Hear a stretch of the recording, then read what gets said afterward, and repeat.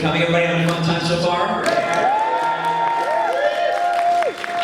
Thank you for coming to, this is, I only recently started doing this panel. I don't have any sort of visual aids yet because I'm really crappy at making things structured. I just kind of ramble and go all over the place and somehow people learn things.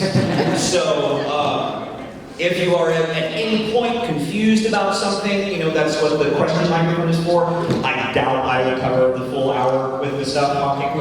So if at any point you have a question, just feel free to go ahead, get up, come to the microphone. I will get to you as soon as I find a place to take a breath.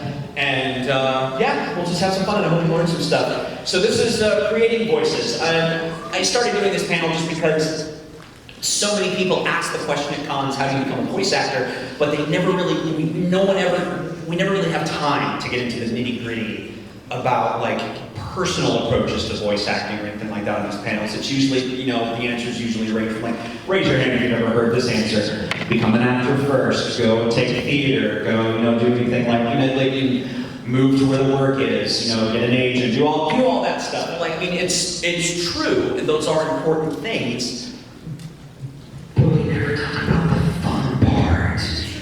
Making voices, doing cool stuff with them, just getting to play around. The thing is though, I do see a lot of videos on YouTube of people talking, you know, like doing impressions or showing their approach, and more often than not, it's amateurs or people that kind of do this from home, haven't really broken into the professional scene yet or anything. And I see so often people taking very, sometimes dangerous, it's very few and far between that I would ever actually say what they're doing is dangerous, but just not necessarily the safest approaches to working with their voices, creating voices and experimenting. And for example, they never have this anywhere near them. Water is your blood. This is so important. And I would actually say, and you know, it's going to vary from person to person. I personally prefer room temperature water. I find that water that is already cold or that has been heated, like tea or something like that, tends to affect my throat in a way that I can't necessarily control. And that makes my job harder, so I just go with room temperature. It doesn't constrict my voice, it doesn't expand my voice or relax my throat or anything like that. It's a very nice, simple way to keep your throat and your vocal cords lubricated and clean. And that's really what it's all about, keep it lubricated. If you want a voice, lube up! Remember! So, I'm gonna do that right now. So, this is cold water, so I'm kind of breaking my own rule. I'm also dehydrated, so screw it. So, first, before we get started, does anybody have just a general question or anything that's already kind of eating away at their minds or anything? No? All right, cool. I do see a couple of cameras out, and I am totally cool with this being filmed. I would just ask if you are going to ask something that is not necessarily about, yes, what's up? Are you pointing at something? No, okay. I see cameras out, that is totally fine. If you are going to ask me to like do any sort of voices or something that you would like to film, I would just ask if you please wait until the end of the panel. All right, cool. Anything else totally cool to ask?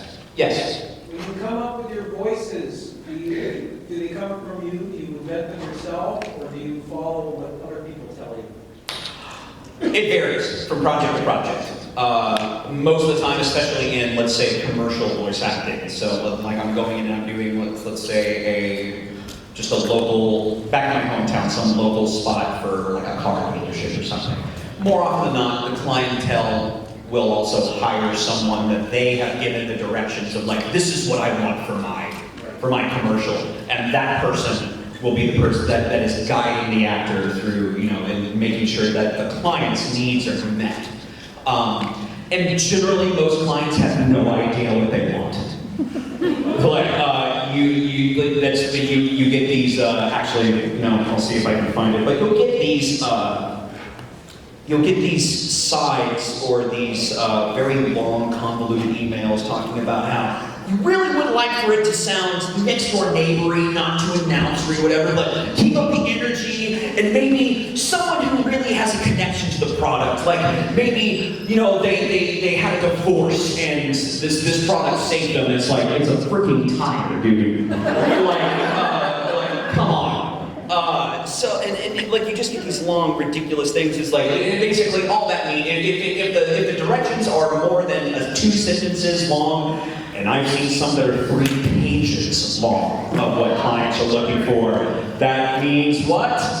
They don't know what they want. Remember this, because it will help you a lot when if you get into this field.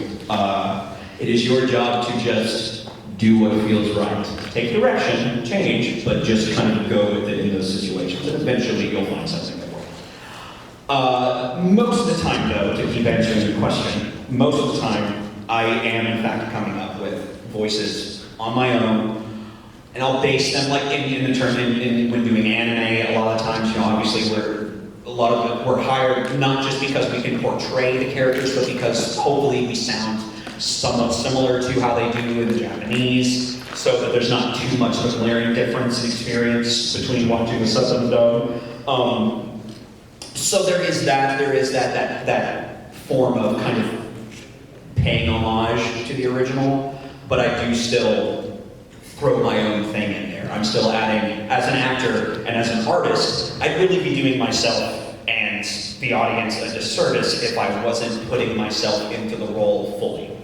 If it was just doing an impression of another actor in a different language, it would sound like crap. And that's why people hated dubs in the late 80s and the early 90s. So, I mean, we don't do that anymore.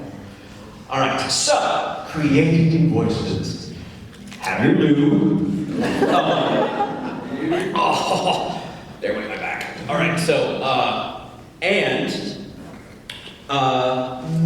vocal warm-ups. Who here wants to be a voice actor, or is interested in either acting itself or voice work? All right, cool. Keep your hands up. Okay, put them down. Okay, put them up. All right, thank you. No, back up. I didn't say down. I just said thank you. How many of you with your hands up have had actual theater experience or acting experience, training in school, on stage, anything? All right, cool. Most of you. That's great. You're already ahead of the game. When creating voices, especially if your ultimate goal is to do voice work,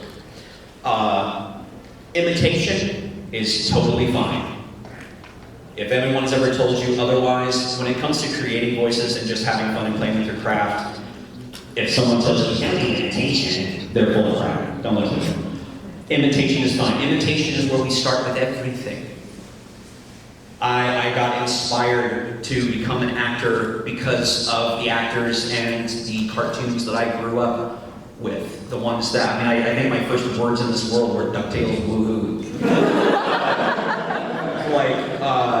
I grew up with these shows and Star Trek and Star Wars and all these, and it's these very iconic, filled with incredible performances and actors. I take so much from them, and I still do today. I take ideas or just characters. If someone approached me and said, I want you to play a philosophical captain of a starship, or even just a regular ship or something like that, I'm immediately going to think Patrick Stewart, Jean-Luc Picard, and try to think, and that's where I'll start. That's the baseline of what ultimately will become my own character. Everybody does this. There's nothing wrong with it. We even do this in other art forms. I mean, how many people, anybody here draw? Does anybody like to draw anime or something? How many times did you start by tracing your favorite manga image, or looking at it and drawing it first, or doing it we learn through imitation. This is how we start. So do that. Find characters that you just love that are close to your vocal range and play around with them. Personal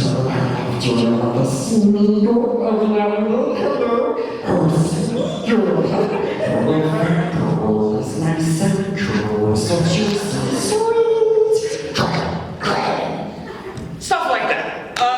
Just playing around with stuff. It's totally like that. Doing that, I used to not be able to just drop immediately into a Smeagol. Sometimes it's spot on, sometimes it's crap, but I can jump right into it, and that comes from practice. And that's what we're doing here. So, vocal warm-up, so the first thing we're going to start with. Does anybody know or have worked with vocal warm-ups, either in like choir or... Okay, so you know how they work. They're very long, they're repetitive, they can get kind of boring and stuff, but they are so important to your safety. If this is something that you are interested in genuinely pursuing, you have to start thinking of your throat as an instrument.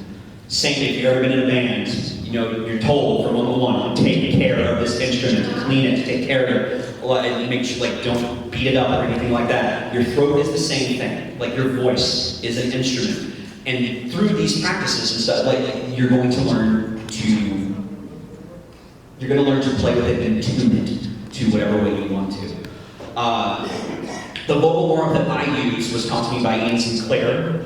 If you ever watched Space Dandy or Dragon Ball Super, he was Space Dandy. He's Whis, the angel in Dragon Ball Super and stuff like that. He was my roommate for a while, and I learned a lot from him. And this is the method that I use for everything. I just forewarn you, you are going to feel ridiculous while you do it. Are you ready? So, and I wish this is a part that I wish I had visual aid for, but we're going to take the vowels out of the alphabet, A, E, I, O, U, and we're going to take each one individually and go through the entire alphabet using them to warm up our voice. So we'll start with A. Now we've taken all the vowels out, so what would actually be the first letter we're going to start with? B. Thank you. So, A. What sound does A make as a vowel? A. As a vowel, we just say A. So, bay, bay, bay, bay, bay, bay, bay, bay, say, say, say, say, say, say, say, say, day, day, day, day, day, day, day, day, fay, fay, fay, fay, fay, fay, fay, fay. And you keep doing this. Eventually, you see when I hit D, I immediately skipped D and went to F. Again, we didn't hit E, you skipped the vowels, and you go all the way through the alphabet down to Z, and you start again. Now we're at E. B, B, B, B, B, B, C, C, C, C, C, C, D, D, D, D, D, E, F, F, F, F, F, and you'll go through this. It will take you roughly anywhere from 20 to 30 minutes to complete this vocal warm-up. That's fine. You don't have to be super loud. Just don't do it quietly. That defeats the whole purpose. Just speak in your normal tone, something that's very comfortable, and just say it. So do it with me. We're going to start with A, okay? We can go through. You ready? Bay, bay, bay, bay, bay, bay, say, say, say, say, say, say, day, day, day, day, day, day, fay, fay, fay, fay, fay, fay, gay, gay, gay, gay, gay, gay. Everybody giggles at that. Every single time. Everyone giggles. I look forward to it every panel. It's the best part. You children. So yeah, and it's like, trust me, if you think it's funny now, wait till you're doing it on the highway. So, you'll go through that. Big thing to remember while doing it. If any of you have notes or you're writing down stuff, because I see some people writing down, that's a good idea. Use your phones if you have to or whatever. This is important to remember. If at any point during your vocal warm-up you yawn, because it'll happen. I mean, sometimes I do it just as talking normally. You yawn, it's a natural thing. Here's someone did it just now. It's me saying yawning. No, what? So like, yeah, I mean, it happens. That's a thing. It's a social thing. It triggers it. It's so funny. Anyway, see, I told you, I ramble. I just go places. I apologize. I have ADHD. And anxiety. Yay. It's a two. It's a really crappy cocktail. Is what it is. All right. So, while you yawn, that is actually a natural response. Your voice is, your body is, your vocal cords are waking up, and it's stretching them, and it's a very natural thing. It's very comfortable, and it's going to ease you into it. And it's going to also help you clear off some of the gunk that might have built up on your vocal cords, like allergens or snot and mucus and all that fun stuff. And it's going to happen. Actually, and here's another fun thing. I mean, really, basically, the whole point of this exercise is to get rid of that gunk and stuff off your throat. And here's a very easy way to show you how it accomplishes that. Take your fingers like this, put them very gently over your vocal cords. Don't press into your throat or anything. Just hard enough so that when you talk, you're going to feel a vibration on your fingers. Now let's start with I. Again, start with A. Okay, you ready? Bye, bye, bye, bye, bye, bye, side, side, side, side, side, side, side, side, die, die, die, die, die, die, die, die, bye, bye, bye, bye, bye, bye, bye, no, die, die, die, I know, it's like every Reaper cosplayer here, just like, whoa, it's me, ultimate. So, I pressed Q.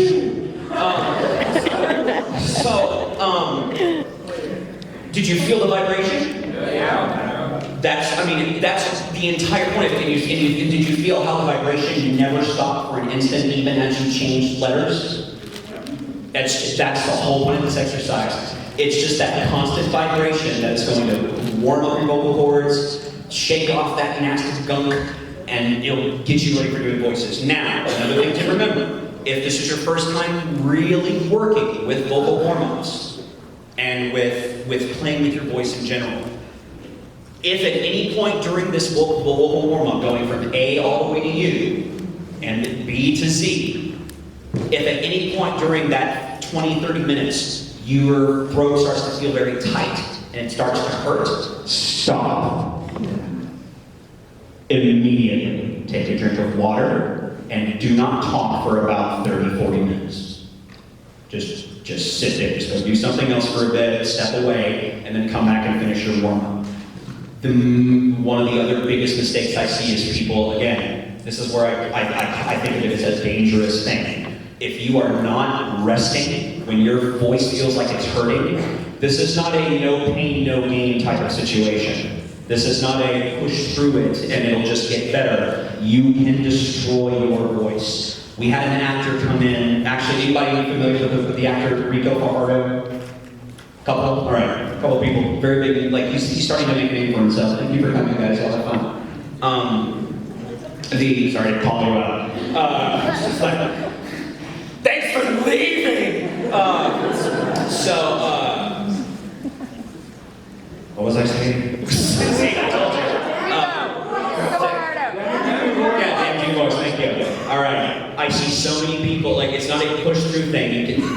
Rico Fajardo came in one season after doing a ton of theater. He was also doing like musical theater and opera and stuff at the same time. He landed some of his first lead roles for Funimation.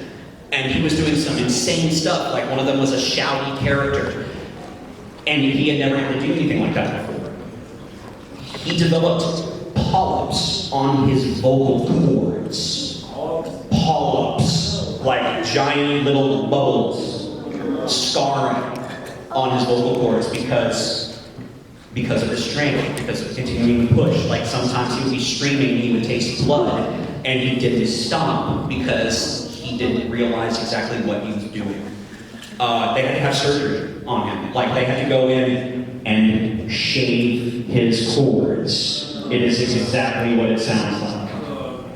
And there's every chance that when they go in and do it, it's literally like taking a file and shaving them off. There's every chance that while they're doing that they will permanently damage your cords beyond repair. Your career's over. That was a chance for him. He couldn't talk for 2 months afterwards, but thankfully the surgery went great, and he talks just like normal now, and he does great. But he doesn't. If he starts to feel pain, he stops. And here's the deal: if you're starting to feel pain every session, like you're working for someone and you start to feel pain, they don't know that you're hurting. And a lot of times they're so focused on either directing or engineering or whatever, they don't realize that you might be hurting. It is your responsibility to take care of you. Say, I'm hurting, I'm in pain, I need a break, or I need to reschedule the rest of the session. Because depending on how bad it is, you could find yourself in that same situation as Rico. Do not ever do that. Take a break if you start to hurt. And that goes for when you're actually creating voices. So, you've done your warm-up. You've done all that stuff, and like you've picked a voice you're going to go with. And like I said, It could be, let's see, what's a voice? Throw a voice at me. Throw a character. Armin! Armin? Yeah. Cool. It could be Armin Arler from Attack on Titan. It could be Yuri Kotsky from the JSF. Huh? Yuri! Huh? Yuri! I just said Yuri! Pork cutlet balls! It could be Tokoyomi Fumikage from My Hero Academia. Nice red dot shadow hair! It could be all this, whatever. Like, you find something, you imitate, you've done your warm-up, and you're starting to do that. It's cool to be able to just do voices and to just like say random lines and stuff like that. I do it all the time. Sometimes the lines make no sense. It makes sense, like it's like a reference line I have for that character or that voice. Like my highest pitch I can ever go, I can never reach that pitch unless I say a line from a very old anime called Digi-Carrot. Anybody ever watch Digi-Carrot? Digi-Carrot, one of the lead characters are cat girl. Actually, all leads are cat girls, and they each have their own way of ending a sentence. It's either mew, meow, or nya. And so the very littlest one, the highest pitched one, always ends everything with mew. So in order to get to her voice, I can't really do it with that. But if I think, then it comes out. And all of a sudden I can talk like this forever if I wanted to, but it's really annoying, isn't it?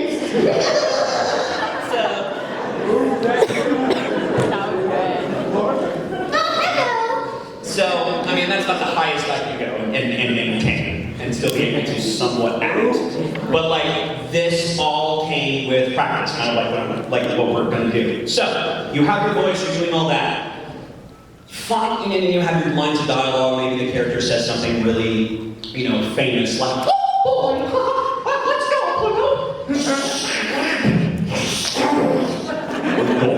There's really no reason for you to be so rude.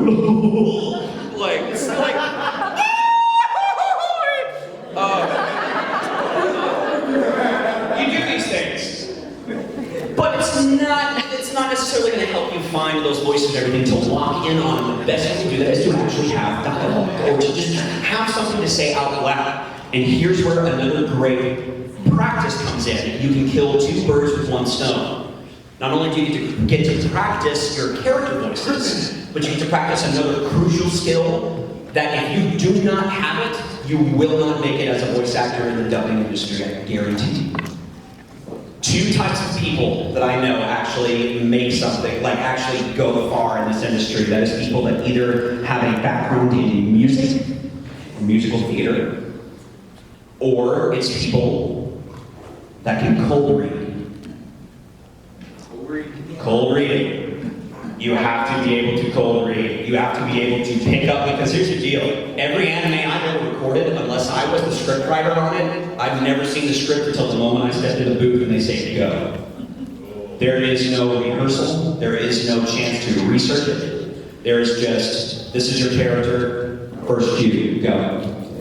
You have to be able to look at it and within about 5 to 10 seconds think of how you're going to say it, in what way it makes sense, and also looking at the other lines, because there's a chance that the other characters that you're interacting with haven't recorded yet, because everybody records one at a time. So if there's no other actor to play off of, you have to imagine how that actor might say the line before you so that you can respond to it properly. And you have to figure all of this out within about 5 seconds.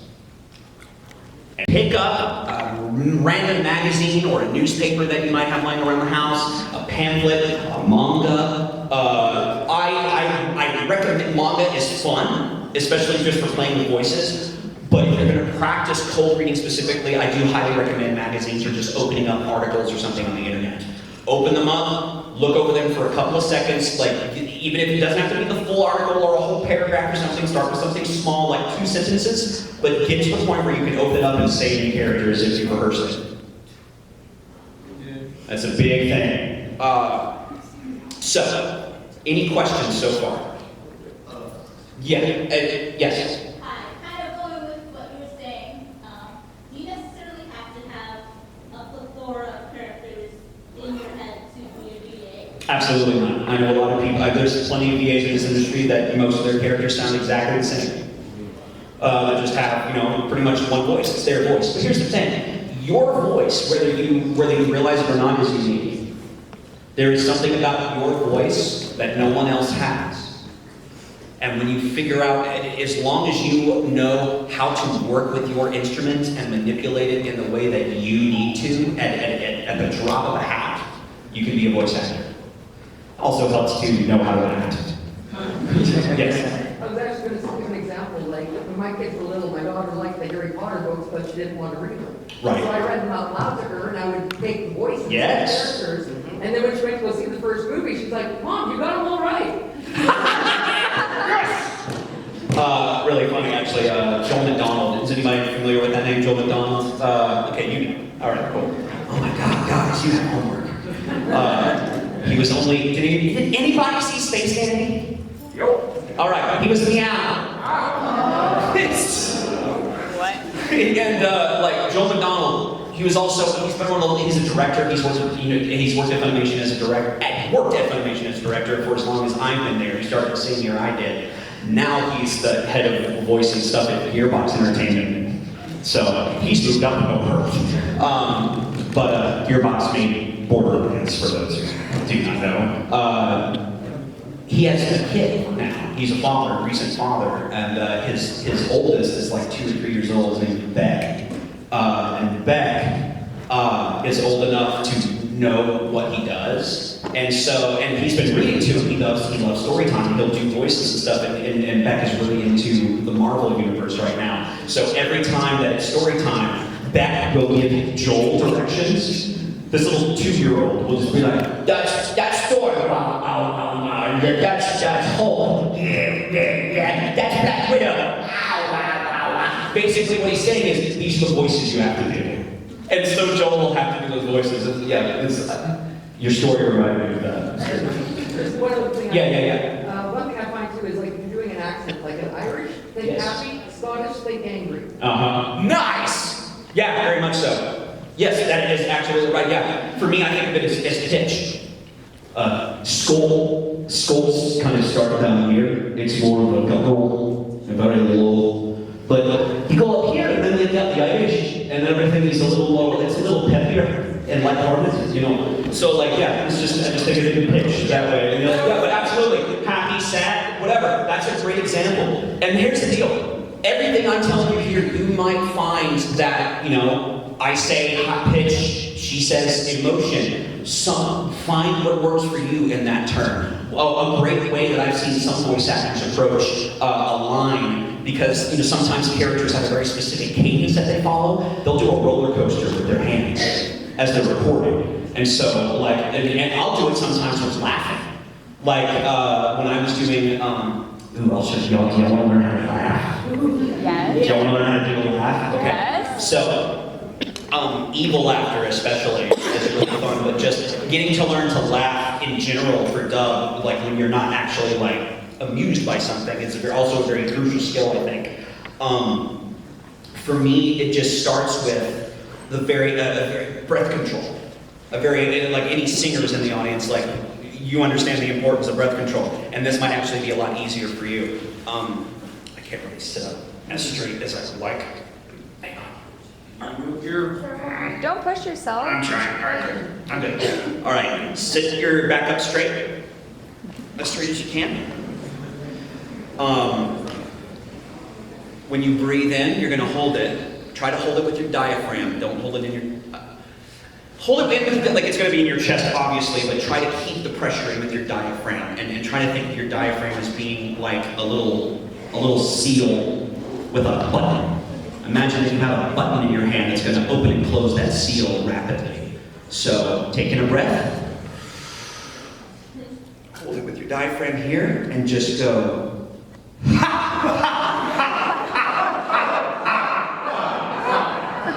And, you know, as you're doing it, you get used to it, you learn to kind of press and open and close that little seal every, at faster paces. You'll get used to it. You'll get used to being able to go like, or something along those lines. And then, another fun thing to do, and you can add that, this very kind of haughty, almost like and think French, and like, once you get used to it, you can start to add a whole bunch of like cool stuff to it, like French, you have that,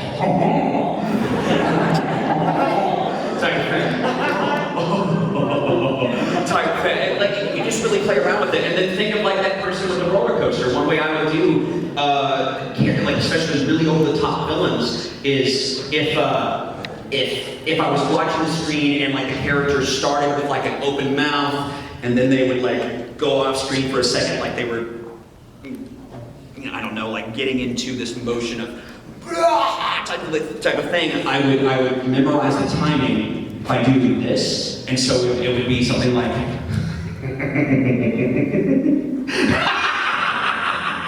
Sorry, I just scared the hell out of like 2 people. Or it doesn't even have to be as you know, like controlled as that. It could be something very like. I mean, just play with whatever. Teach yourself to be able to do the most ridiculous sounding things you can think of at the drop of a hat. Because if you learn that level of control with your voice, you can do anything in the booth. It's ridiculous, almost anything.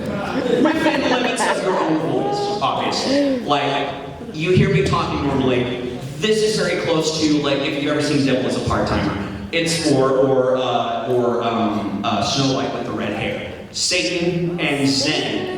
Both of those characters, they're right here. It's just my normal speaking range. The majority of other characters that I play, Yuri, Armin, freaking Akihisa from Baka and Test. I'm gonna sit back now. Akihisa from Baka and Test or anything like that. They all, it's just a little bit higher. It starts here, goes a little bit higher, and my voice very easily goes higher. Tokoyami, Psychopaths, Toyomisa and stuff from Drifters. Everything's down here. I just kind of drop it a little bit lower, kind of in the back of my throat, and it all comes from my chest and my gut. I'm a Texas boy. But if you listen carefully, my weakness, I'm gonna see if you can figure out what's my vocal weakness. Anybody figure it out? Not high pitch. I go high very normal. I can go low. I cannot do bass. I have no bass. And even my lowest form, it doesn't sound full. You don't hear that booming bass like you would expect from Like a Chris Stack or something like Piccolo or All Might. I don't have that resonance that he has. That is my vocal weakness. And it's important that I know how to work around that. Find your vocal weakness. If you can't do high pitch, you can't do high pitch. Learn to control and go as high as you can and still be able to perform and sound somewhat natural. And then ways you can cover that up is then to add texture to your voice or a dialect or something to anything. anything. Oh my gosh, who is saying that? I love it. Anything? Skeptic in the room, I appreciate that. I like that. So, really? Yes, really. So, another important thing. What? Stop it, you children. This must be what it feels like to be a teacher. This just, oh my God, these kids. How do I reach these kids? Can't help it. So, you're gone here. Yeah. So, any questions so far? Yes, sir. Can voice effects compensate for your vocal weakness? Yes, and actually also mic technique. Has anyone ever taken a lesson, has anyone ever been actually in a recording studio, has worked with microphones like in a booth before? Awesome, all right, singing and stuff too, correct? Yeah, all right. So, if you wanted to do something really loud, like a big belt or whatever, where are you gonna be on the microphone? Pull it back. Pull it back, yeah. If you wanted to do something really quiet and low, where are you gonna be? Right up on it. We call that kissing the mic, but don't actually kiss it because Do not clean these things. there's probably there's some sort of dormant disease from 1980 probably on this freaking thing right now. It's just waiting. You ain't eat it. Mm-hmm. So, if I really wanted to get bass, the engineers would have to turn up the gain a little bit in the microphone. I would have to get right here, like almost, I'm pretty much touching it right now with my lips. I'm very disgusted. Like, 1980s right there. Tastes like retro. That's about as low as I can get. And you see how much this presence kind of picks up as I'm right there on the mic. There's a little bit more bass to it, a little bit more presence, but that's really the only thing else that I can do to compensate for it is I'm pushing more air out than I normally would. And generally, you're going to do that whenever you do like lower sounding characters. Does anybody ever know the story when Sean Schemmel, the voice of Goku, passed out in the booth doing a power stream? The only time that it ever happened was in Dragon Ball GT when he went Super Saiyan 4. Because every other iteration of Super Saiyan that he ever went, Sean went higher in voice first.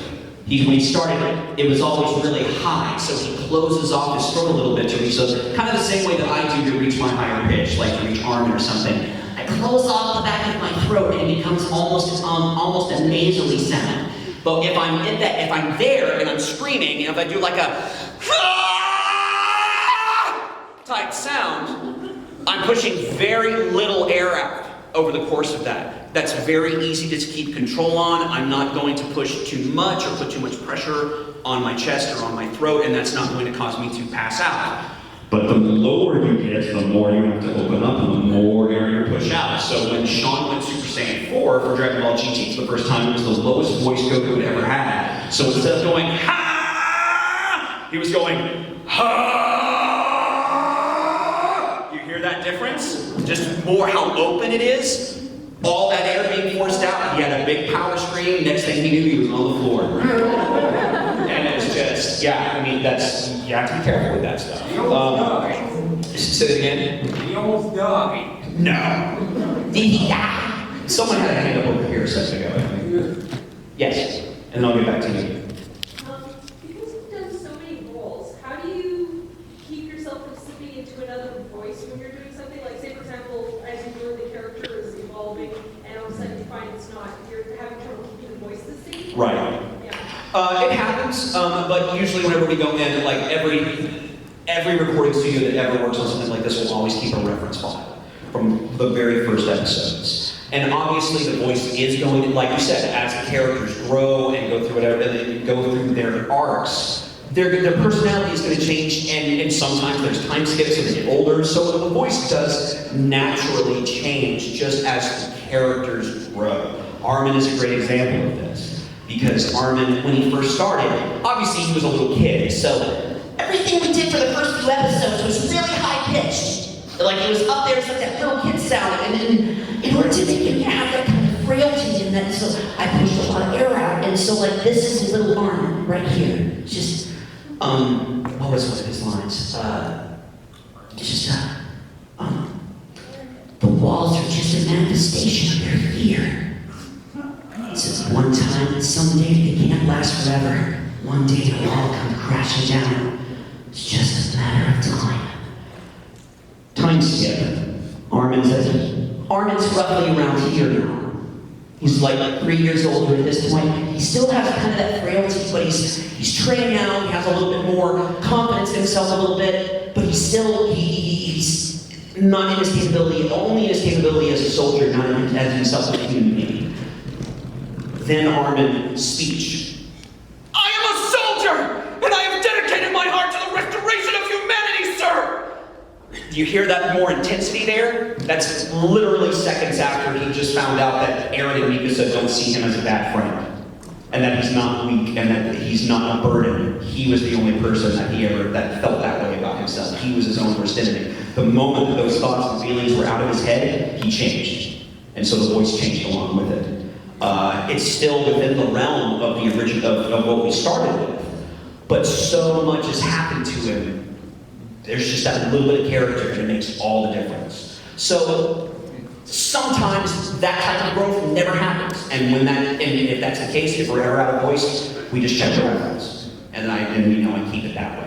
And it does get harder to do them as sessions go on and on and on, but that's what breaks and rescheduling and stuff is for. Yes, sir, and then to you. When you've taken over for someone else's voice acting role as a character, approach that. The question, if you couldn't hear, was what is it like to take over a role for someone? And that's also the nature of the beast. I've had it happen to me twice. I've taken over for people twice that I've lost roles before. The Comic Party was a really big show back in the early 2000s. Liam O'Brien, who, if you know, if you watched Bleach or Naruto, he was Gaara in Naruto, and Illidan in World of Warcraft, and he's on Critical Role now.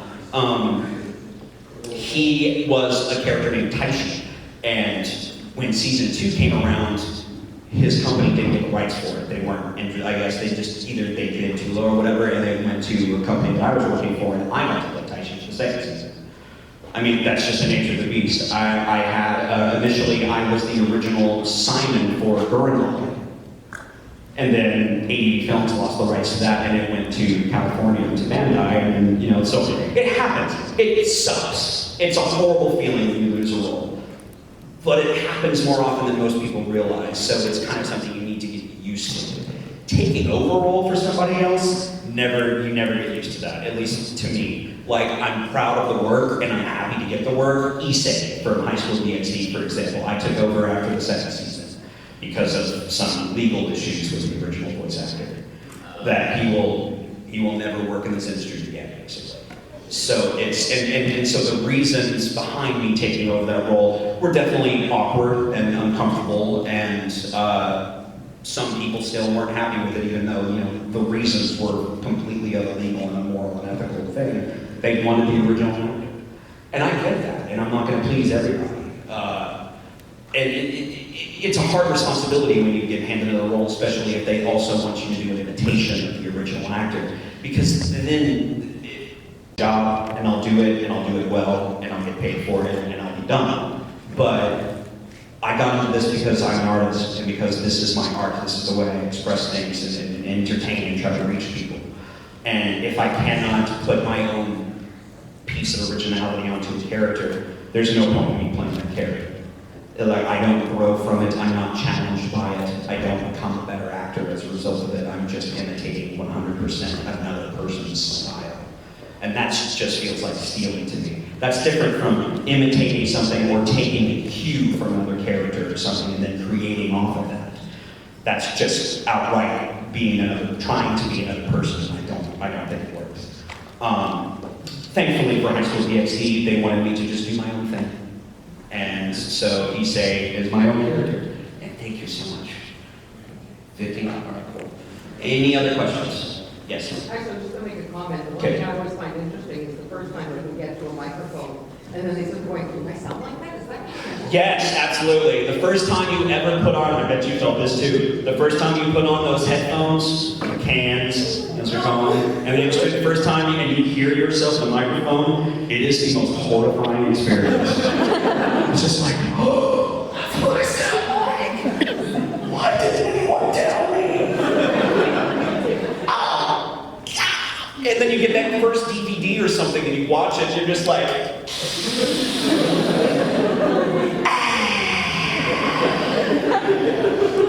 so yeah, it's one more thing, just a second.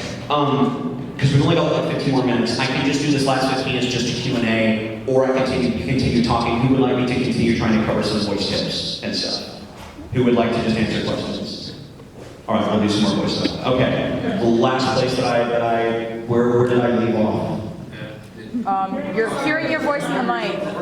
Well, I mean, I wasn't even, like, that was just a story. Where did I leave off in the actual, like, giving you somebody else's role?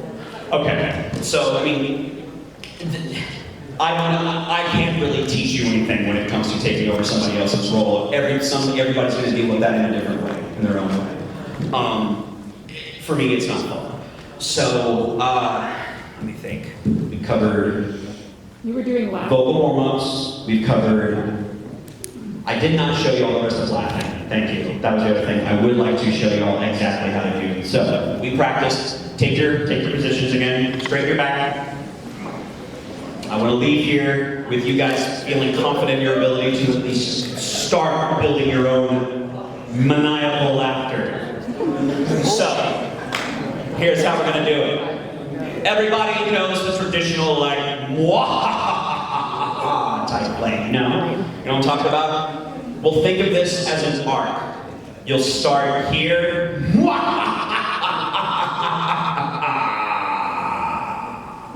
You have to have that long because every villain does it at some point. It's that, I mean, it's just, you're taking so much glee in how evil you are. So, all right, just feels good. So, take in your breath, hold it. We're gonna do it slow first, all right? Follow me.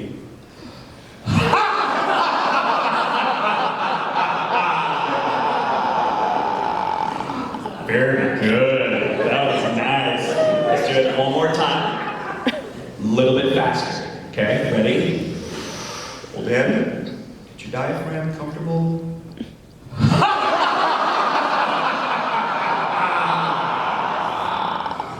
Fantastic, guys. Y'all, it's taking it so naturally. I love it. All right.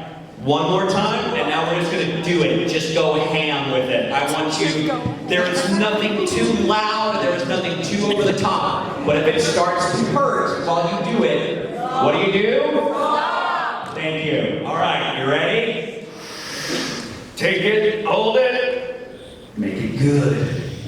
1, 2, I'm sorry, you held your breath too long. All right, here we go. All right, we'll try it again. You ready? Take it, exhale completely first.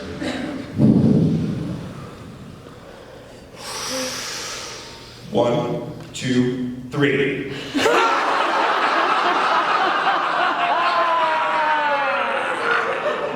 Thank you so much. That's not some of you about to go forward. Thank you. That was a lot of fun. That sounds great. So, here's the thing. And I hope that if I'm still trying to figure this out, and I hope that you don't. I hope that nothing was necessarily too confusing. Is anybody confused about anything that we have talked about so far? No. Was everything clear? Did you understand it? Do you feel like you learned? Yeah. Yes. Okay, good. Then we've accomplished something. I'm trying to think. Okay, so we've covered vocal warm-ups, finding like a character or something, like, you know, that you do cold reading, lube, constantly drink it. And let me tell you, as a voice actor, you were going, or even a singer, you were going to get used to peeing a lot. I had a voice session one time. It was a 1-hour session, and I was an idiot. Because we were they were doing a bunch of bit parts. I finished a character, and I was doing little bitty things throughout the 6 episodes of an arc. And they needed a villain. And he was supposed to sound very rough, and like he's Russian, but we weren't doing dialects, and it was kind of a faux Cold War theoretical Cold War story. Like, what if the Cold War never ended type thing. And so he's supposed to sound really ridiculous. I was like, okay, I think I have an idea. I'll do this with my voice. And everything I did sounded like this. You hear how painful that sounds? I took a drink after every take for an hour. I went through 5 of these. Oh, wow. In an hour. And it still wasn't enough. I peed like a racehorse. And it feels so good. You ever have that tear? Like you held it so long, you have that tear.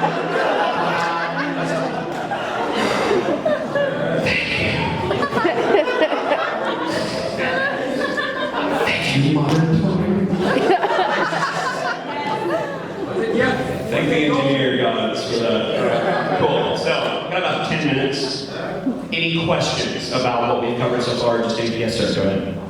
I know early on you were saying that doing vocal coaching for yourself is one of the big things, but you were also saying in regards to getting like a manager and things like that. Yes. What would you say like top important things would be, like if you were to go step by step through the process of trying to find work in your field, Right. how would you go about? Okay, so his question is, if I was to give, like, if you were to follow step by step what I think you need to do in order to get into this field, what would it be? And that is both easy to answer and almost impossible to answer. Because the great thing and the hard thing about this industry is that there's no one way in. Every single person that I know carved their own path. I carved my own, Kyle Bear, Ian Sinclair, all of us. Most of us do have one common thread though, and that is that we started as actors in theater and getting formal training and doing all that stuff first. And it is very important, I believe.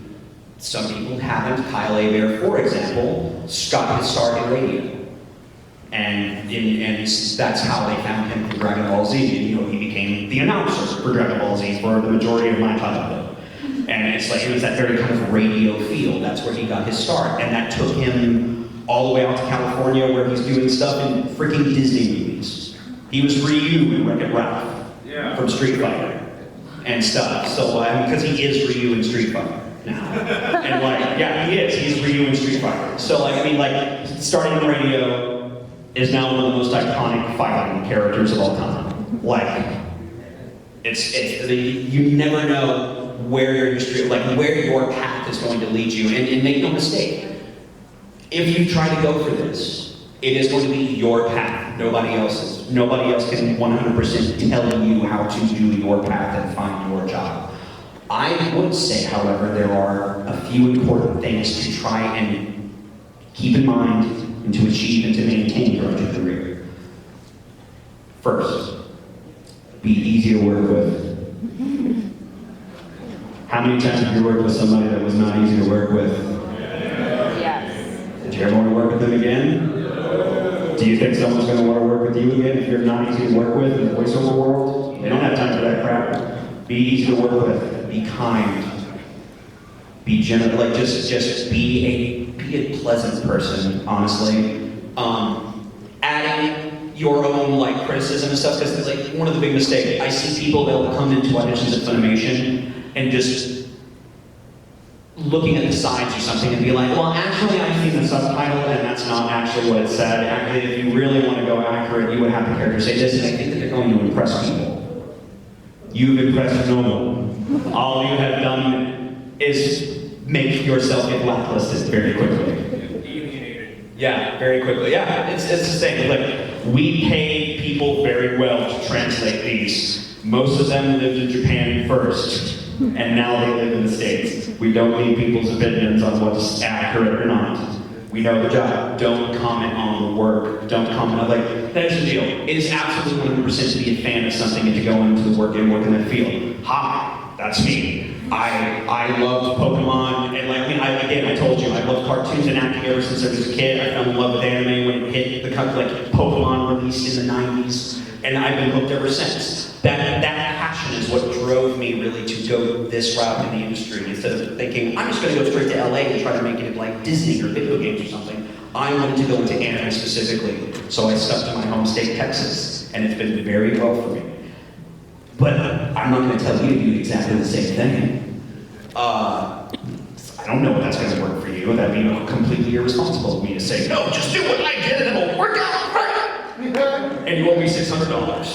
This is like, watch out for that too, please. There are a lot. There's a slew of people now that with either very little experience in the industry or have some experience. It's like for very famous characters, but that's about it. They're starting to open up online classes and stuff on Skype and stuff like that. Let me tell you this: if they are not giving you your own time, if they're charging you $600 a pop to come and learn something, and the only thing that you're getting is sitting in a class for an hour with 7 or 10 other people that were there, and you're only getting like 10 minutes of actual booth time a week, you are being ripped off.